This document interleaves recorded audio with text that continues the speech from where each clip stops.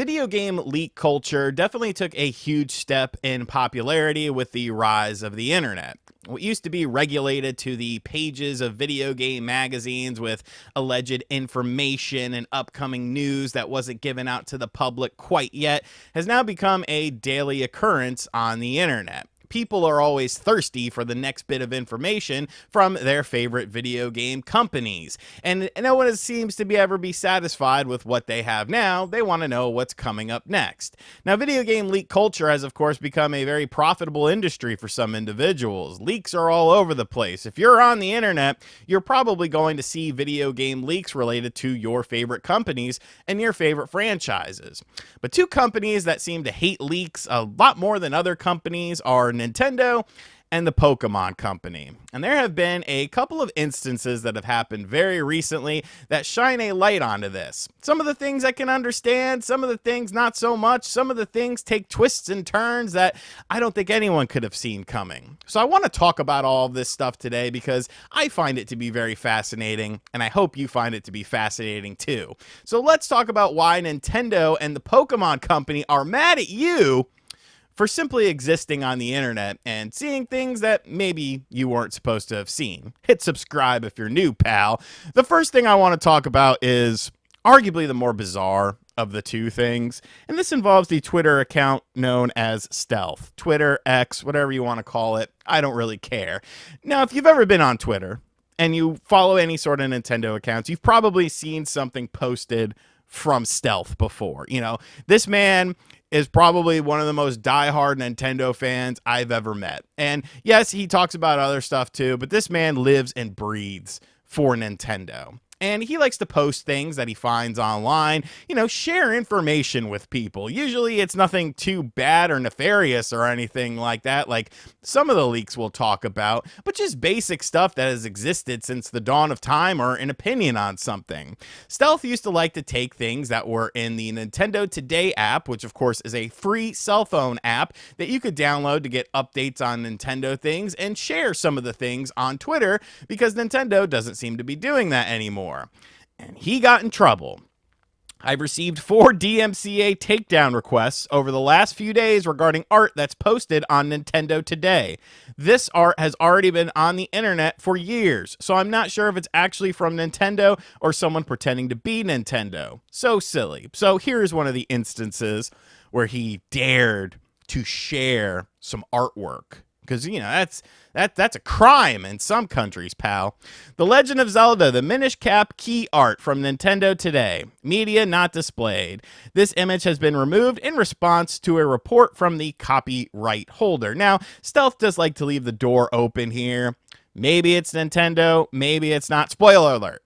Spoiler alert, it is Nintendo, or else the claim would not have gone through.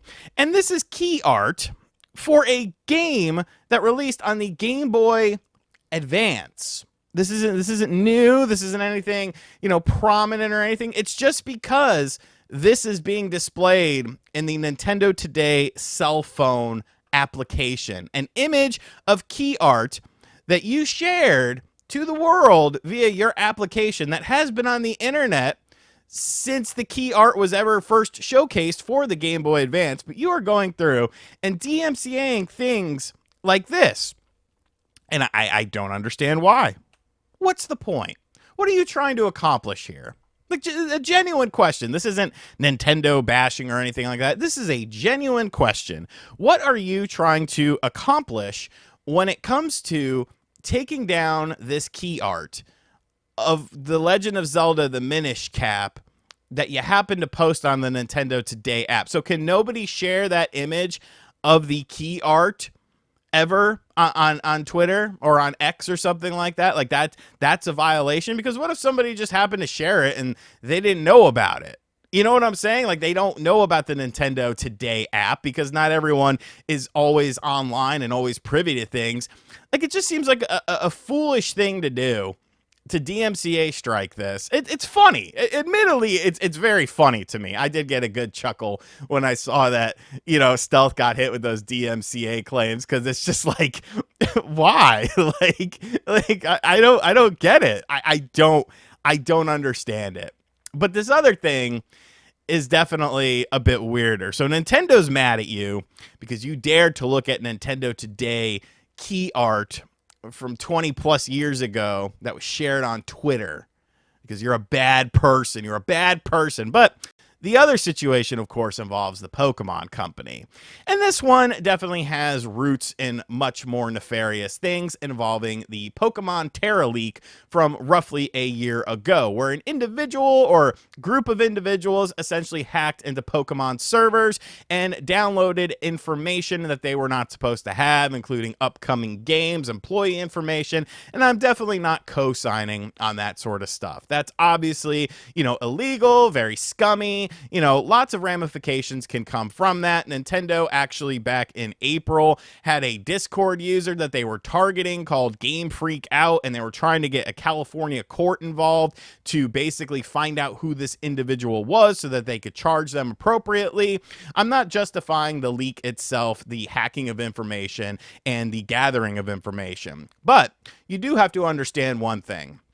Once the information is kind of out there and it starts to spread, it is damn near impossible to stop the spread of it. It's like a hydra. You chop off one head, 8 more grow. So what are you going to do? One website you take down, but then 5 more websites come along and share the information. It's kind of like, well, you have to just sort of like it and lump it. You can still go ahead and find these individuals that did it nefariously at the beginning of it, but at the end of the day, it's really just people wanting information on the upcoming games.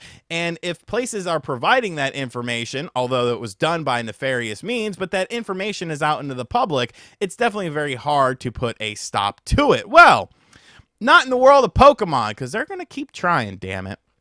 So this is coming to us from Centro Leaks. Centro Leaks had some new stuff that was covered with the Pokemon Terra leak for upcoming games like Gen 10 and this, that, and the other. I didn't even talk about this on the channel because I'm so over Pokemon. Like that franchise needs a shot in the ass, especially after Legends ZA, which looks like a corridor 3D maze shooter from like 1992 on PC. Like, up your game, Pokemon Company. This is disgusting.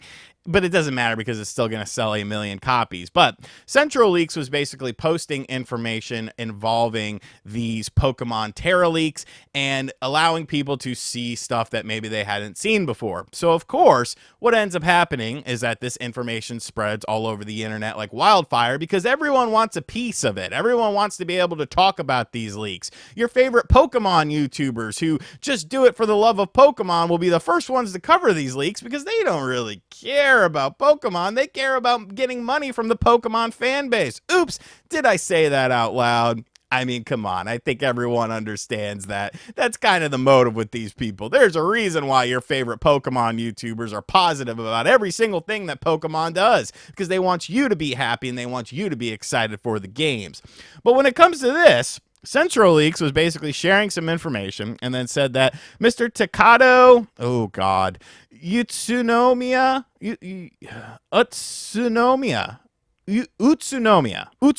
we'll go with that. The chief operating officer of the Pokemon Company has personally sent an email to Central Leaks/X to take down the Pokemon leak images. And you can see this man, he ain't messing around with you. Now, there was some information that DMCA requests are generally bulk takedowns, plus the logos were confirmed fake.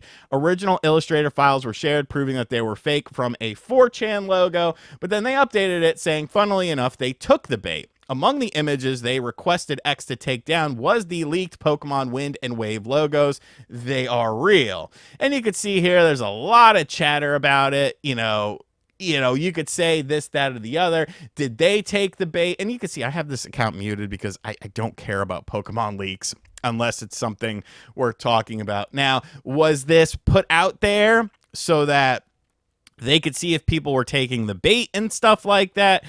This, that, and the other. Where did they get these logos from? Are they real? Did, the Pokemon Company play 5D chess and then DMCA just everything? Who knows? But the fact of the matter is this. It's not even necessarily so much what is happening here with Central Leaks, which evidently is based out of Peru, which doesn't have the same copyright laws as other places do. And I don't think that Central Leaks were the people that hacked into the servers. I think they just had information via a Discord server, and Discord's a whole nother thing when it comes to stuff like this. But here's kind of my thing with this.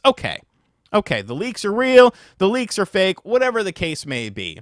But now the leaks are out there in the open. You could go to any Nintendo YouTube channel and see all of the latest information on the new Pokemon stuff that's coming out that was involved in this leak. All of these channels made videos on it and are profiting on it and are, this, that, and the other to give information to their audiences. All these Twitter accounts, all these websites that are covering this. Are you going after them too? Like, are you going to go after them? Because the thing of it is that the information is out there.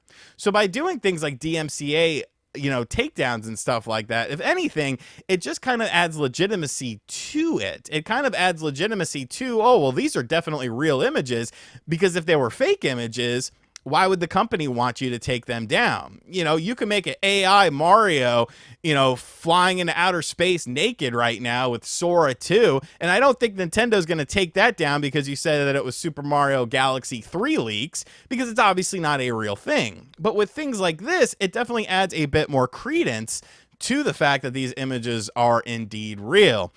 And it's a very delicate balance for me when it comes to stuff like this. And I always feel like in situations like this, Nintendo kind of goes a step beyond of what they really need to do, like going after emulator websites that have like NES and Super Nintendo ROMs on them and stuff like that. Like, it just seems a little bit strange. I understand protecting your IP, and that's what these two things are: protecting your IP, protecting that Legend of Zelda Minish Cap IP, and protecting the upcoming Pokemon stuff. But once the information is out there, especially if it's information that has already been available, like the Minish Cap situation, is there really a point in trying to take down all of this stuff? Are you going to be able to accurately do that? It seems like Nintendo, to some degree, kind of wants to control the internet and how the internet talks about them and how the internet, talks about information, but it's only certain portions of it. I don't know. But I do know one thing. They're mad. They're mad at you. They're mad at everyone that looked at these leaks and saw these leaks on their Twitter timeline, and they want to do something about it. This is why they made the Nintendo Today app, because they want to have a control kind of information. And I guess if you share that stuff, you're not supposed to. I don't know. Like, it's just weird to me. It's weird to me. But it's an interesting situation that I wanted to talk about.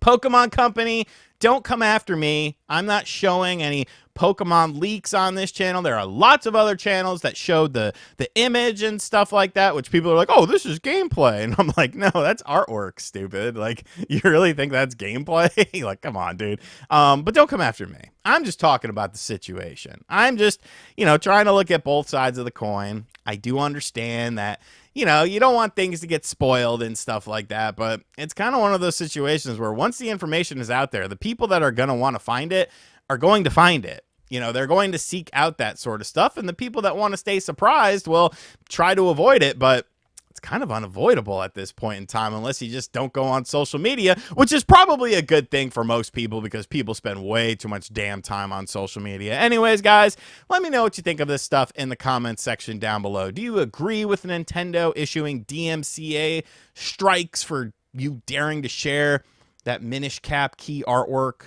I mean, that's going to cost a lot of money. They're going to lose a lot of money, and they might have to charge you $90 for a game now. And the Pokemon Company, how do you think their handling of this situation has been going? Do you think DMCAing stuff does add a level of legitimacy to the images? Because, like I said, if it wasn't real, Like, would you DMCA it? I don't know. I don't think I would, but with AI coming, like, what are you going to do then, dude? Like, the world's screwed. And as always, guys, thank you for checking out this video. If you are new to the channel, be sure to hit that subscribe button. Be sure to like, comment, and share. Hit the bell notification as well, so you're not missing out on any videos on this channel. Check out the second channel as well, RGT85 Stash. I've been uploading a lot more over on there, just kind of stuff that I don't know. I don't feel like doing a lot of editing on. Not that I edit a lot on this channel, but just kind of random stuff that pops into my head that I see online that I want to talk about, or something I bought that I think is kind of cool, so I can write it off on my taxes. And as always, I'll catch you guys on the next video. Later.